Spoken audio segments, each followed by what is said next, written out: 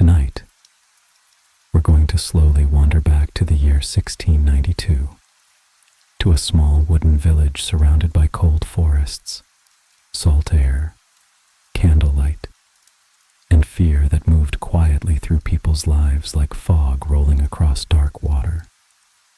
But tonight, this is not going to feel like a loud, dramatic retelling of the Salem Witch Trials.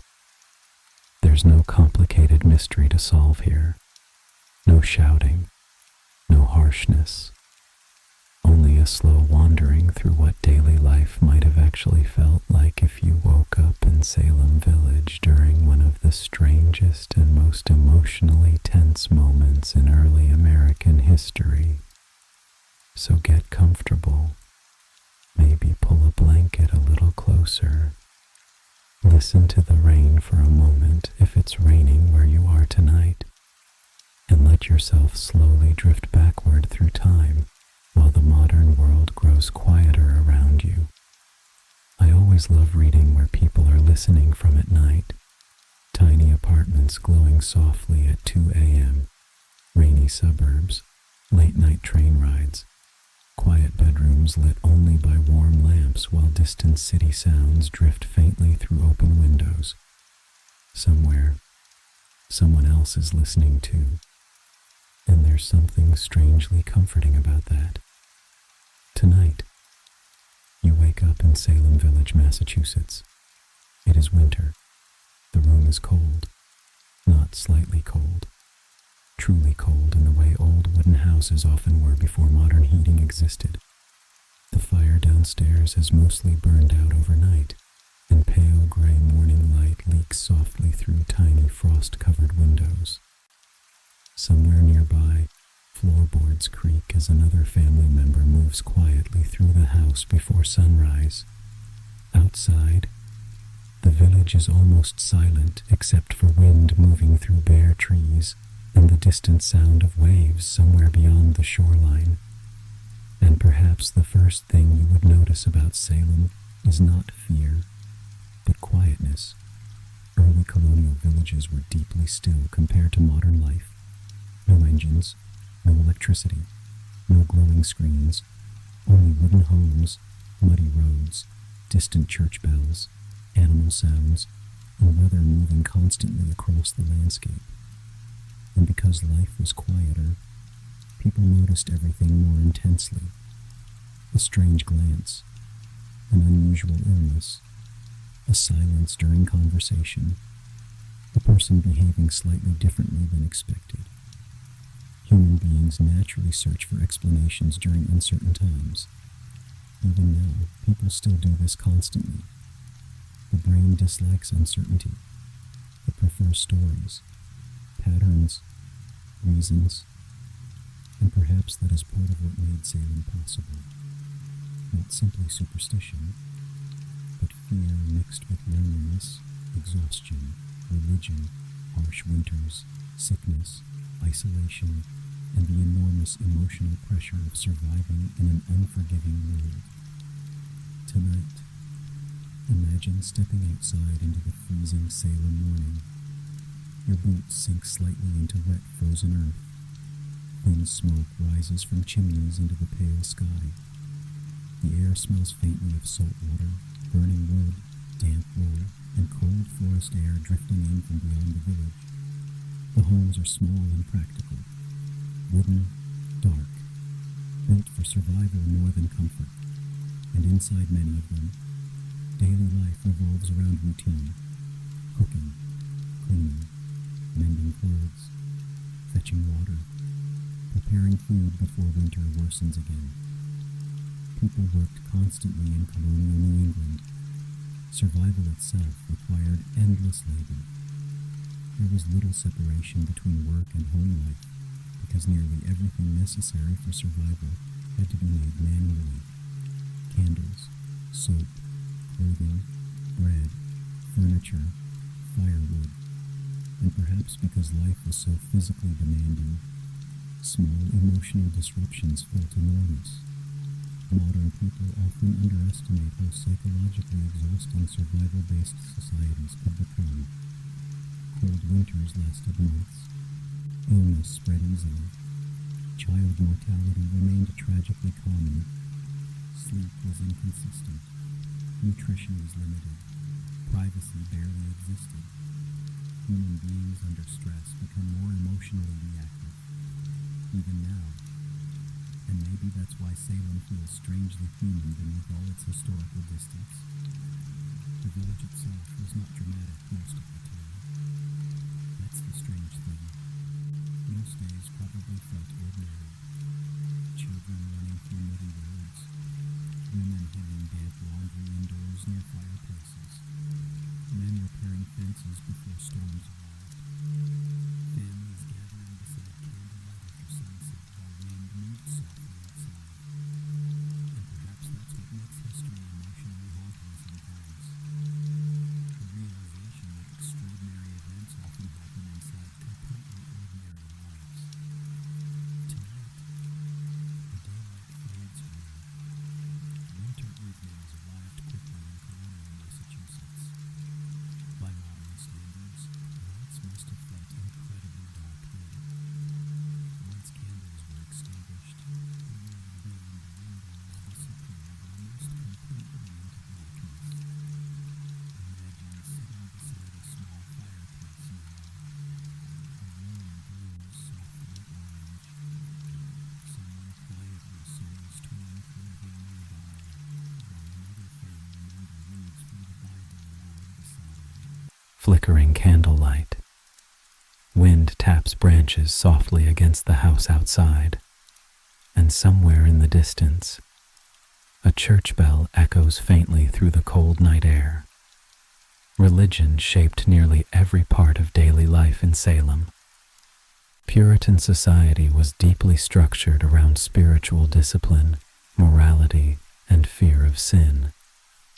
People genuinely believed unseen spiritual forces influenced everyday existence. And perhaps modern people sometimes forget how emotionally real those fears would have felt inside isolated communities surrounded by darkness, illness, and uncertainty.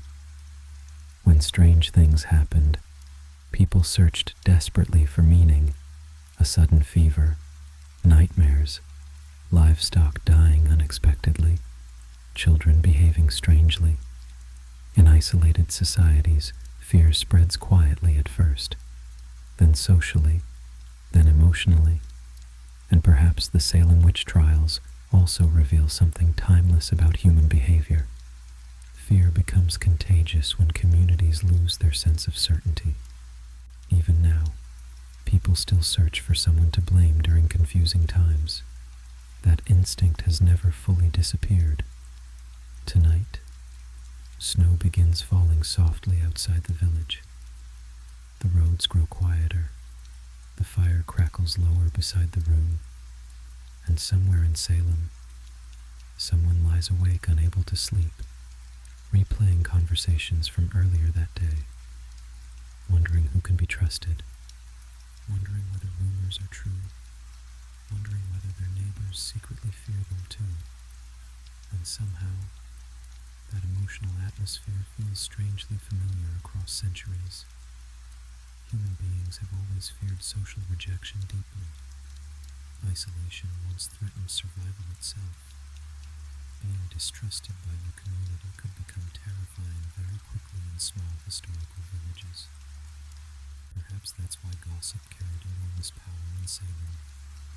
There were no newspapers arriving instantly every hour, no phones, no endless streams of information, only whispers, conversations, rumors carried between homes beneath cold gray skies.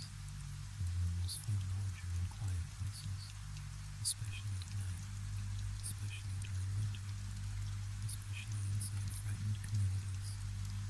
The candle beside the table flickers softly now. Outside, snow continues falling across dark, empty rooms, and Salem Village slowly disappears beneath silence once more. The night grows colder now. Snow gathers softly along the edges of rooftops and wooden fences, while Salem Village settles deeper into silence. The candle beside the room flickers gently each time wind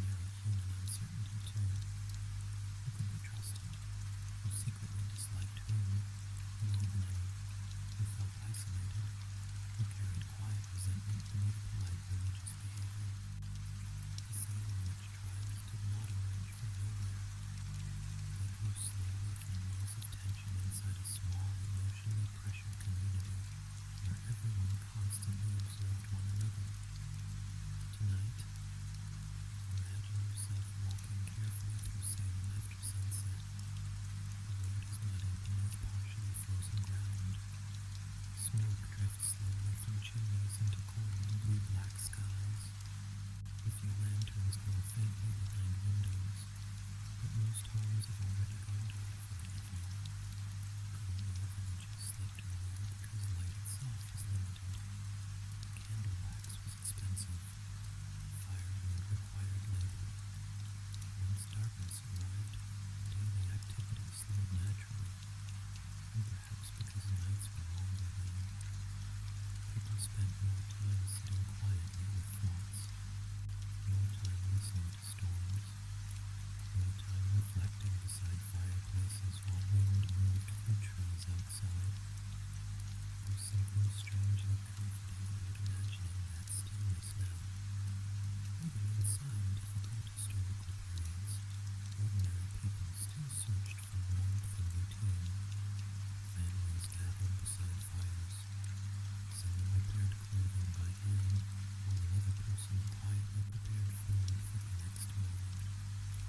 Children fell asleep listening to rain against rooftops, much the same way people still do now.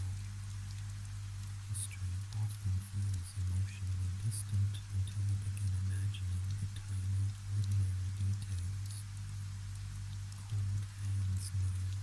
Fireplaces, wet boots drying beside doors, the smell of smoke trapped inside wool clothing during winter.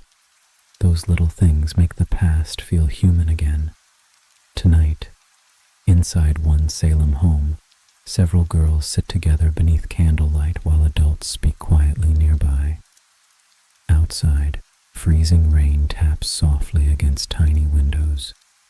The room smells faintly of damp wood, stew, smoke, and candle wax. The girls whisper nervously among themselves. And perhaps one of the strangest things about Salem is how young many of the accusers were. Children and teenagers often became the emotional center of the panic. Historians still debate exactly why. Some believe boredom, repression, fear, social influence, trauma, illness, strict religious pressure, or psychological contagion all played roles. And perhaps the answer is not one single thing. Human beings influence one another emotionally far more than they realize. Fear spreads socially. Anxiety spreads socially. Even now, moods move through groups quietly and invisibly every day. In isolated communities, those emotional waves become even stronger, especially during long winters, especially when people already feel frightened and powerless. Perhaps that's one reason Salem continues fascinating people centuries later, because beneath the old clothing and candlelight, the emotional mechanisms still feel recognizable. People desperately wanted certainty. They wanted explanations for suffering. And human beings often create stories during frightening times because stories make uncertainty feel easier to survive. The fire crackles softly now. Outside, snow continues falling across empty roads. And somewhere in the village, someone sits alone, unable to sleep. Perhaps they fear accusation. Perhaps they fear judgment from neighbors. Or perhaps they simply feel exhausted by the emotional tension slowly consuming the town around them. Fear changes communities gradually at first. People speak more carefully. Neighbors become suspicious. Conversations feel strained. Tiny misunderstandings suddenly seem meaningful. And eventually, ordinary behavior begins feeling dangerous. Even silence. Even nervousness, even sadness. That may be one of the most unsettling parts of Salem to modern people. The realization that ordinary human emotions became interpreted as signs of something sinister. And perhaps that happens whenever fear overtakes empathy. Tonight, the storm outside grows heavier. Rain mixes with snow against the windows while wind moves through the trees surrounding the village. The forest beyond Salem must have felt enormous then, endless, dark, unknown. Colonial New England forests surrounded daily life constantly. Thick woods stretched beyond villages in every direction, and at night those forests disappeared into complete darkness. It's easy to imagine how isolated people must have felt living there. The modern world constantly reassures people through noise and connection. Phones glow beside beds, cars move outside all night, news updates arrive endlessly. But Salem existed inside silence, and silence changes the imagination. Perhaps that's why candlelight feels so emotional in historical imagination now. A single flame once pushed back enormous darkness. The tiny warm room became a kind of emotional shelter against cold, endless wilderness outside. Even now, humans still recreate that feeling instinctively. Warm lamps, rain sounds, blankets, late-night videos playing softly while cities sleep outside. People still search for little pockets of safety against darkness. And maybe that's why historical sleep stories feel comforting despite difficult subject matter. They remind people that humans have always searched gently for warmth, reassurance, and emotional connection during uncertain times.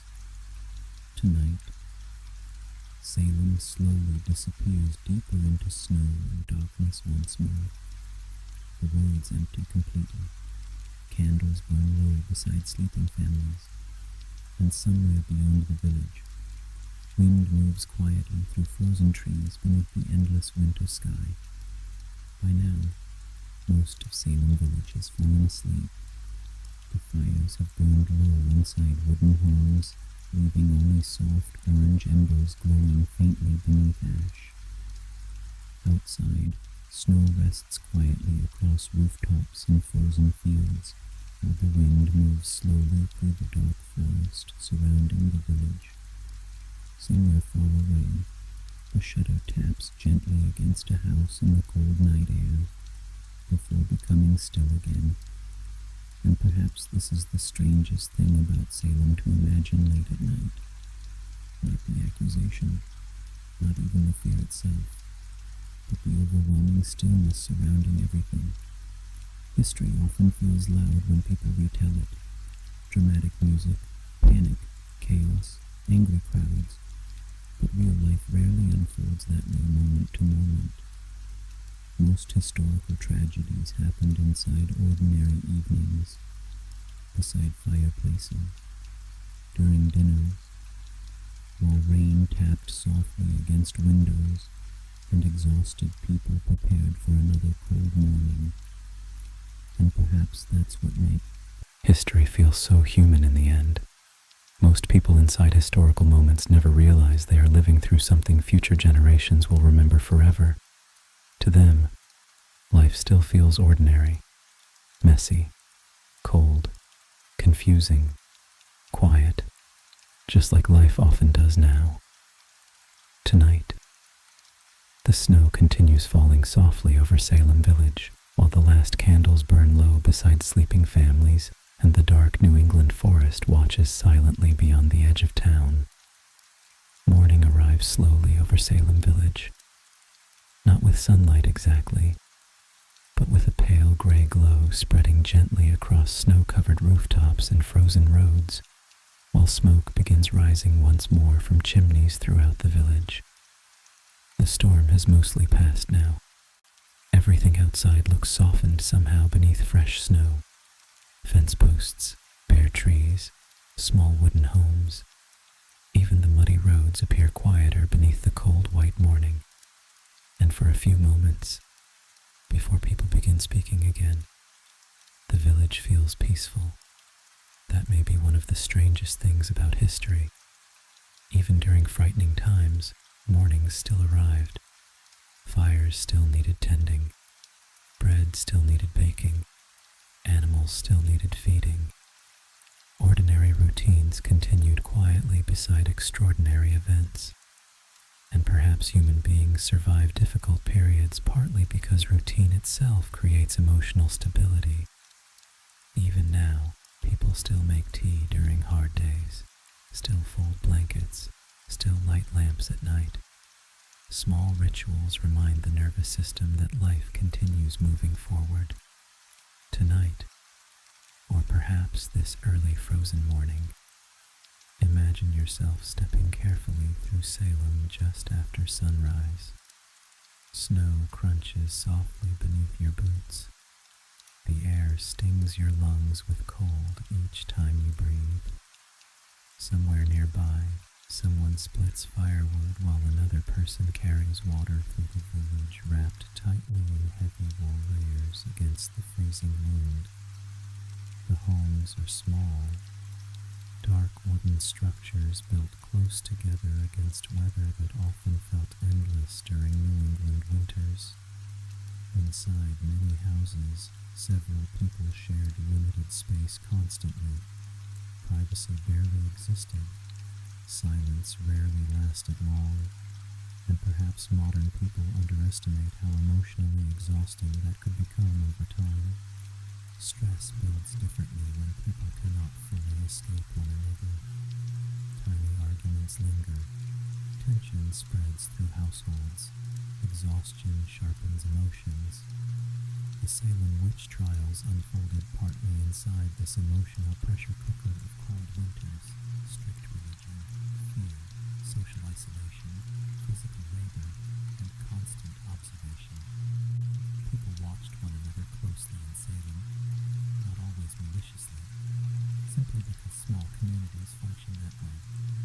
Everyone notices changes in behavior. Who seems withdrawn?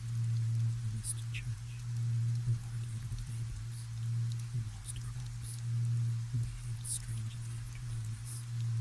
And perhaps the line between concern and suspicion slowly blurred until the people themselves no longer recognized the difference. Tonight,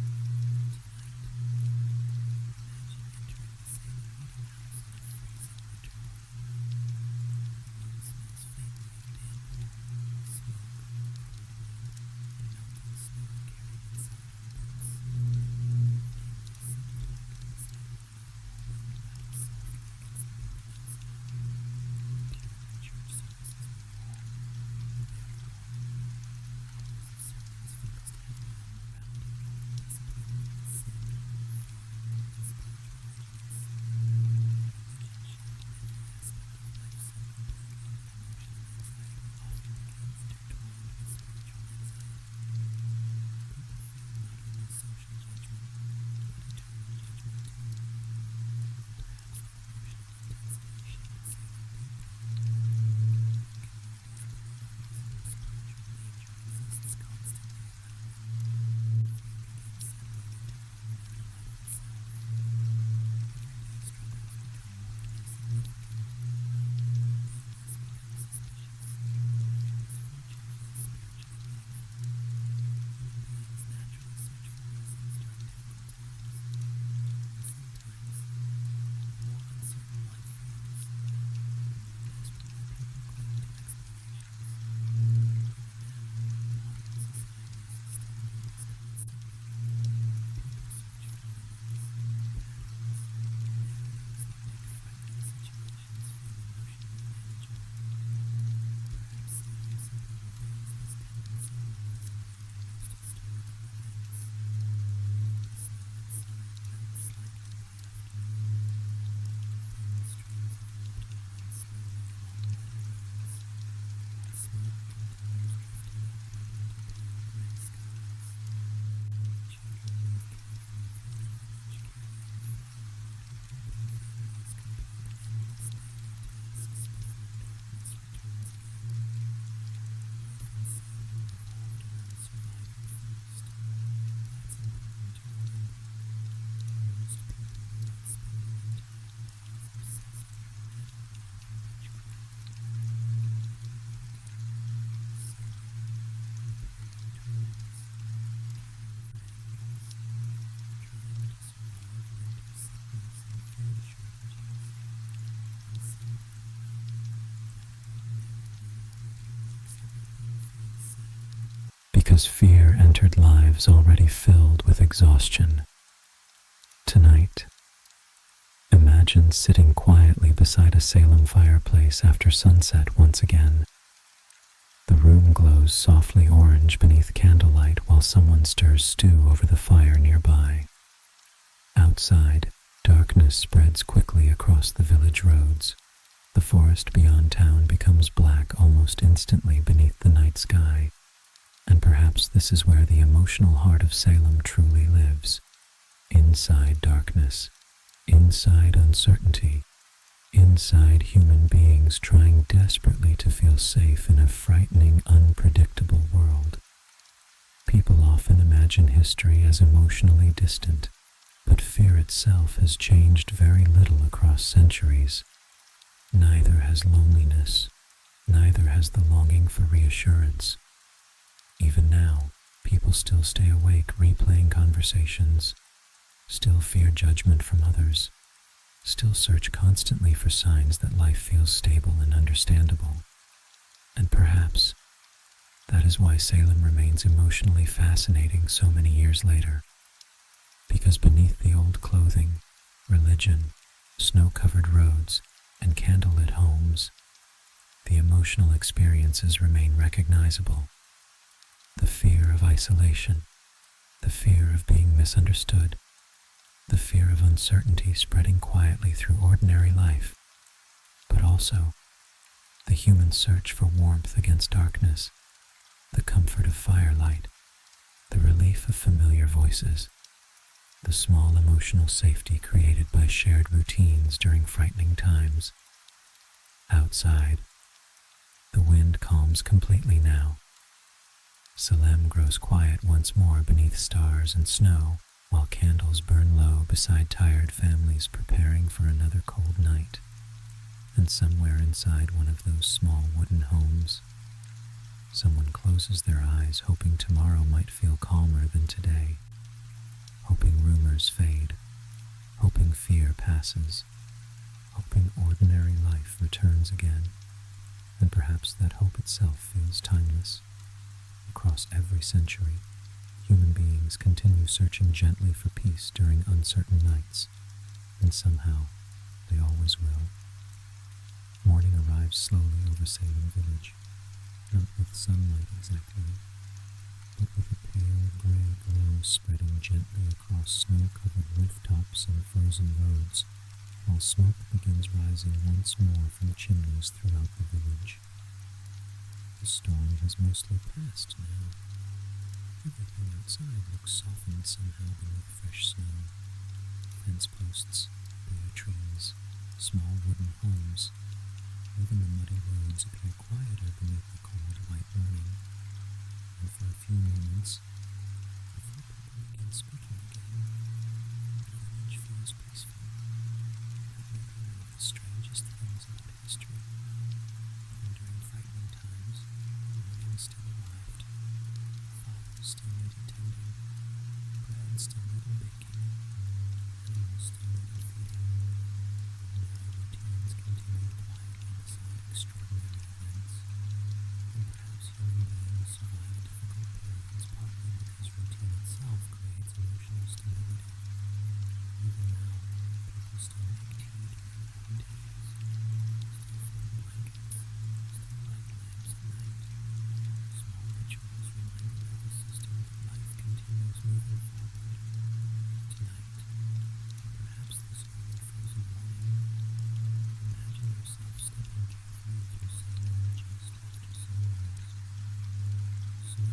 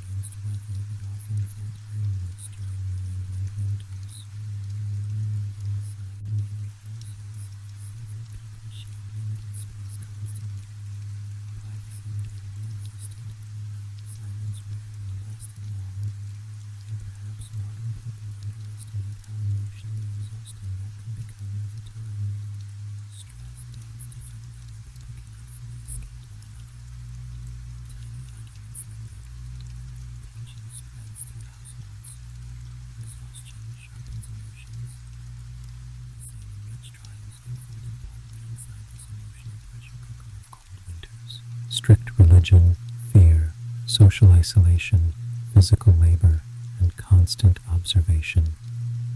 People watched one another closely in Salem, not always maliciously, simply because small communities function that way.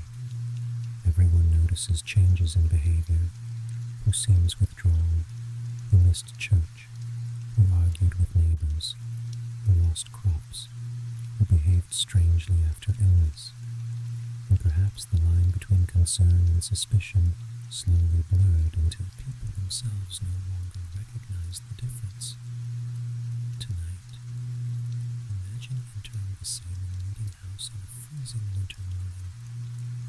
The room smells faintly of damp wood, smoke, cold wood, and melting snow carried inside your boots. Wind rattles softly against the building outside. Puritan church services are long, very long. Hours of sermons focused heavily on morality, discipline, sin, fear, and spiritual vigilance. Religion shaped everything. Morning arrives slowly over Salem Village, not with sunlight exactly, but with a pale gray glow spreading gently across snow-covered rooftops and frozen roads, while smoke begins rising once more from chimneys throughout the village. The storm has mostly passed now. Everything outside looks softened somehow beneath fresh snow. Fence posts, bare trees, small wooden homes. Even the muddy roads appear quieter beneath the cold white morning. And for a few moments, before people begin speaking again, the village feels peaceful. That may be one of the strangest things about history. Even during frightening times, mornings still arrived. Fires still needed tending. Bread still needed baking. Animals still needed feeding. Ordinary routines continued quietly beside extraordinary events. And perhaps human beings survive difficult periods, partly because routine itself creates emotional stability. Even now, people still make tea during hard days, still fold blankets, still light lamps at night. Small rituals remind the nervous system that life continues moving forward. Tonight, or perhaps this early frozen morning, imagine yourself stepping carefully through Salem just after sunrise. Snow crunches softly beneath your boots. The air stings your lungs with cold each time you breathe. Somewhere nearby, someone splits firewood while another person carries water through the village, wrapped tightly in heavy wool layers against the freezing wind. The homes are small, dark wooden structures built close together against weather that often felt endless during New England winters. Inside many houses, several people shared limited space constantly. Privacy barely existed. Silence rarely lasted long. And perhaps modern people underestimate how emotionally exhausting that could become over time. Stress builds differently when people cannot fully escape one another. Tiny arguments linger. Tension spreads through households.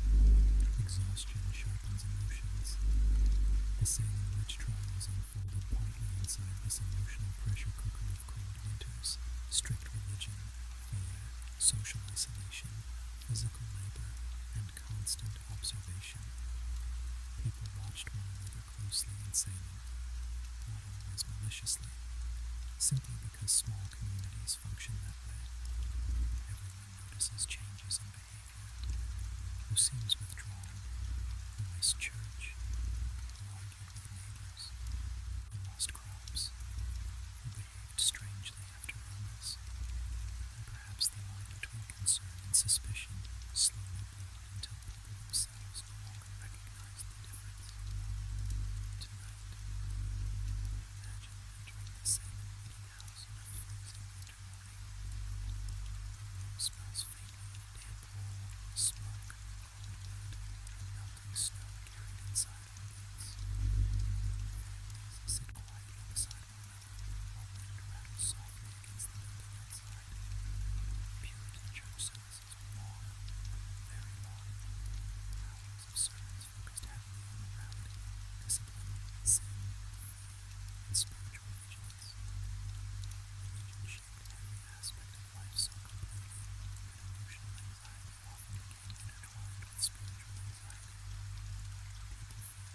social judgment, but eternal judgment too.